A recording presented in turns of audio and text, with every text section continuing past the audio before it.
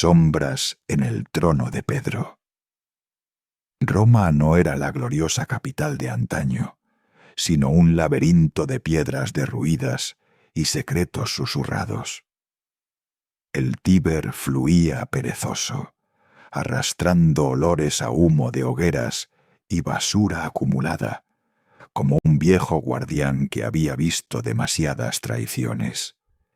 Era el invierno de 1147, y el Papa Eugenio III, un humilde monje cisterciense, gobernaba desde el exilio dentro de su propia ciudad.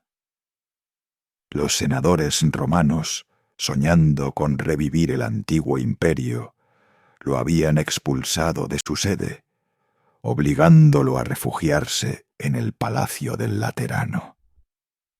Allí, la Basílica de San Pedro se erguía como un gigante herido, envuelta en andamios donde canteros lombardos golpeaban mármol con martillos rítmicos, tallando capiteles con hojas enredadas que recordaban los jardines perdidos del Edén.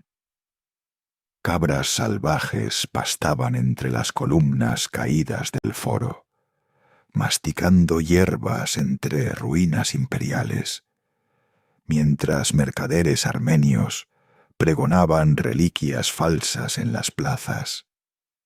«Huesos de San Pedro, milagros garantizados», gritaban, aunque en realidad vendían fémures de bueyes sacrificados en rituales paganos olvidados. La curia papal bullía como un hervidero de avispas. Disputas constantes. El rey Conrado III de Alemania exigía el derecho a nombrar obispos en su imperio, desafiando la autoridad papal. Desde su abadía en Clairvaux, Bernardo de Claraval enviaba cartas incendiarias, urgiendo una cruzada contra los herejes que se multiplicaban como plagas en el sur. «El anticristo acecha en las sombras», advertía Bernardo, su pluma afilada como una espada. En medio de este caos de teología y poder, Fray Anselmo de Montecassino llevaba un secreto pesado como una cruz de plomo. Nadie, ni siquiera su mentor, el abad Desiderio, sabía cuán profundo era su cuestionamiento de lo divino y lo mundano. Anselmo tenía 42 años, un cuerpo delgado como un junco, encorvado por interminables noches, inclinado sobre pergaminos iluminados en el scriptorium de Montecassino. Su barba rala le picaba bajo la capucha gris de lana burda, y sus ojos, hundidos por el cansancio, brillaban con una curiosidad que rozaba la herejía. No era un cruzado con armadura, ni un inquisidor con antorcha en mano. Era un recolector de maravillas, un hombre que buscaba patrones en el caos del mundo. El Papa Eugenio lo había nombrado en secreto custodio de anomalías tras el concilio de Étampes, celebrado meses antes en Francia. Allí, nobles y clérigos habían discutido la Segunda Cruzada, pero también se murmuraron rumores de señales apocalípticas en las provincias remotas. Ríos que acá, traídos de Bagdad y estudiados en secreto por eruditos cristianos. Nacido en las faldas del Vesubio, donde la ceniza de erupciones antiguas fertilizaba viñedos que producían vinos dulces como el Falerno, Anselmo había huido de niño de una explosión menor que los campesinos llamaban ira de Vulcano. Entró en Montecassino a los 12, donde monjes benedictinos copiaban textos antiguos con tintas de lapislázuli importadas de Oriente. Allí, su maestro Adelardo de Bath, un viajero que había regresado de Antioquía con un astrolabio de bronce, le enseñó a cuestionar. ¿Son los milagros de San Benito obra divina o trucos de alambiques ocultos? ¿Agua en vino por gracia o por química árabe? Anselmo devoraba tratados prohibidos, soñando con un mundo como una gran máquina, donde Dios había tejido hilos invisibles. Ese astrolabio ahora acumulaba polvo en la cámara papal, un recordatorio de que la fe y la ciencia bailaban una danza peligrosa. Esa mañana fría de diciembre, con la niebla del Tíber envolviendo las 7 colinas como un velo fantasmal, un novicio llegó jadeante al claustro donde Anselmo rezaba. El joven, con sandalias rotas y el hábito salpicado de barro, le entregó un pergamino sellado con cera roja. De su santidad, Fray Anselmo, sobre las sombras de Al-Ándalus, urgente. El corazón de Anselmo latió con fuerza, como un tambor de guerra.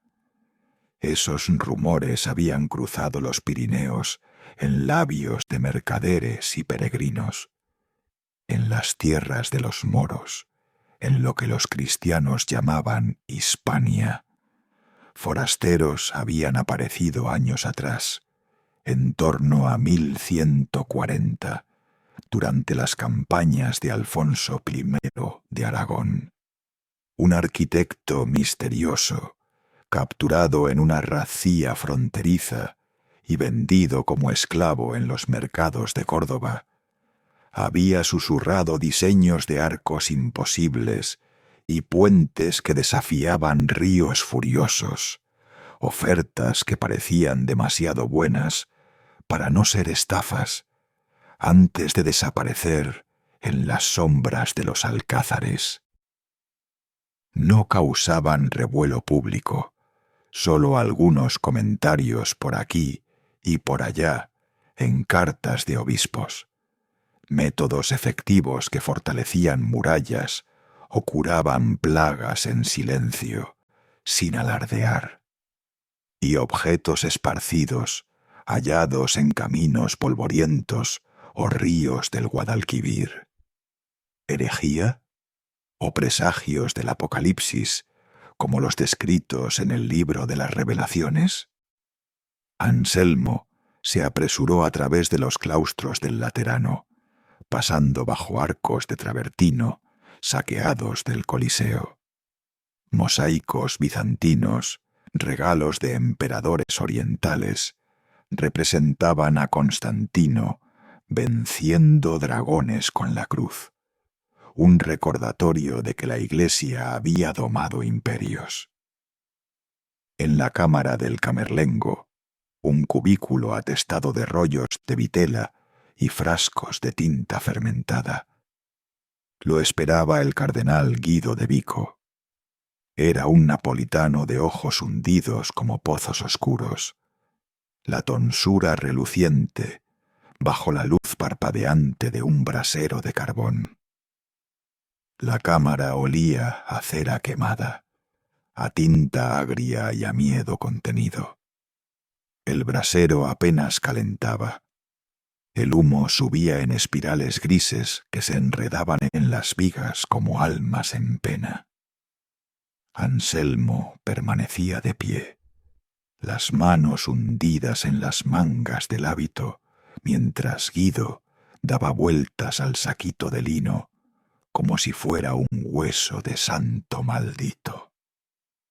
«Decidme la verdad, fray Anselmo», rompió Guido al fin, bajando la voz hasta un susurro que rebotaba en las paredes. «¿Qué sentís cuando tocáis esto?» Anselmo tomó el pequeño anillo de metal entre sus dedos callosos. no era un anillo para un dedo humano, sino una pieza de maquinaria, un rodamiento de esferas, cuyas bolas internas giraban con una perfección silenciosa que helaba la sangre.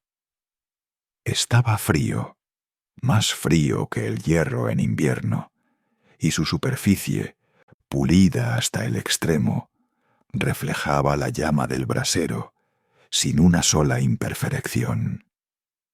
Lo giró despacio, escuchando el susurro, casi imperceptible, del acero contra el acero.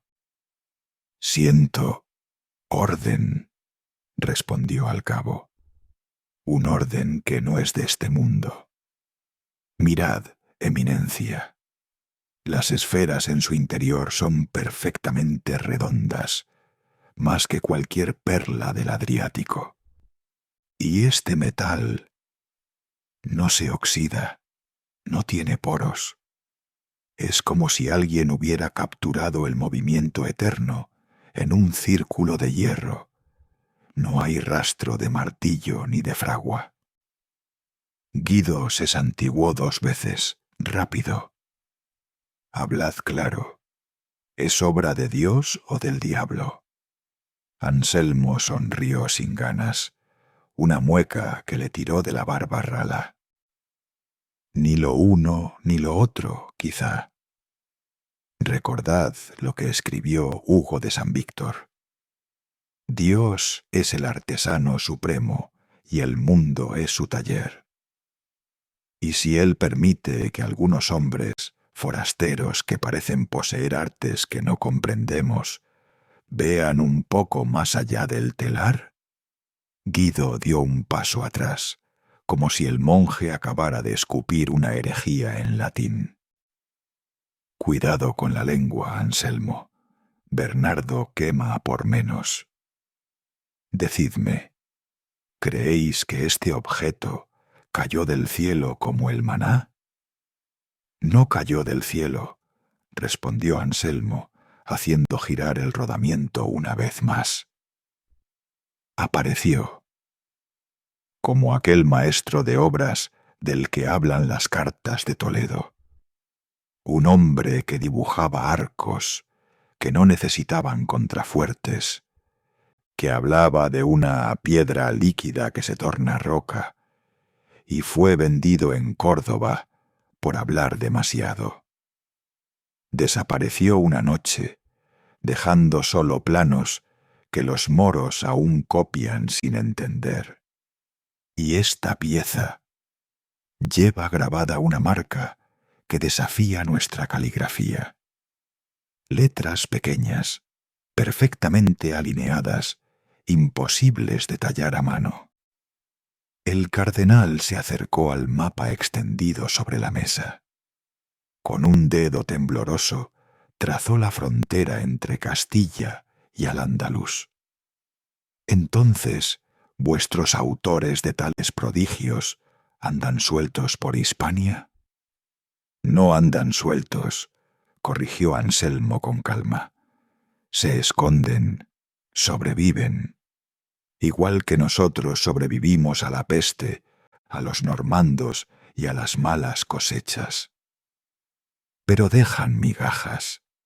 Este acero, ese polvo gris que huele a infierno, pero quema más limpio que la pez griega.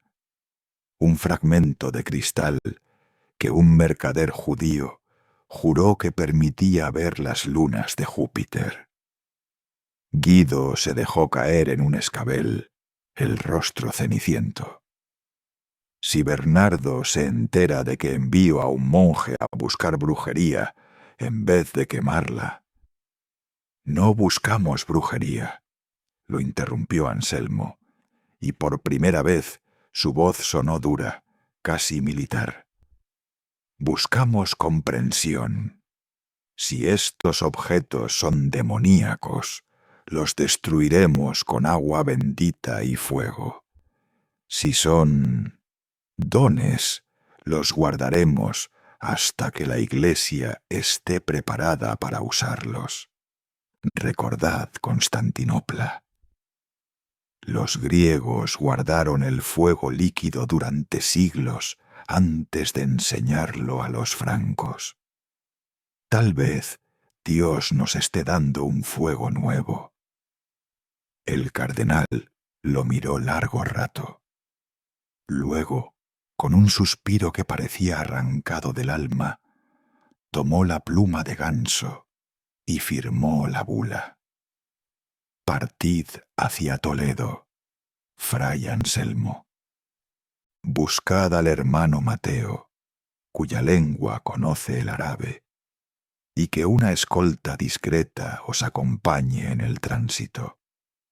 Si halláis a uno de esos forasteros, vuestra misión es conducirlo ante este solio con la mayor diligencia. Que no se derrame sangre innecesaria. Deseo escrutar su verdad antes de que el celo de Claraval sentencie su destino a las llamas. Anselmo tomó el pergamino, sintiendo el sello de cera aún tibio bajo sus dedos.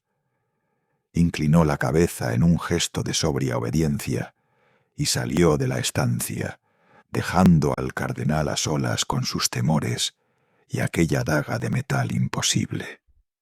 Mientras los pasos del monje se desvanecían en la vastedad de los pasillos del palacio, Guido se santiguó, mirando fijamente el mapa de una Hispania que de pronto le parecía tan vasta y peligrosa como el fin del mundo.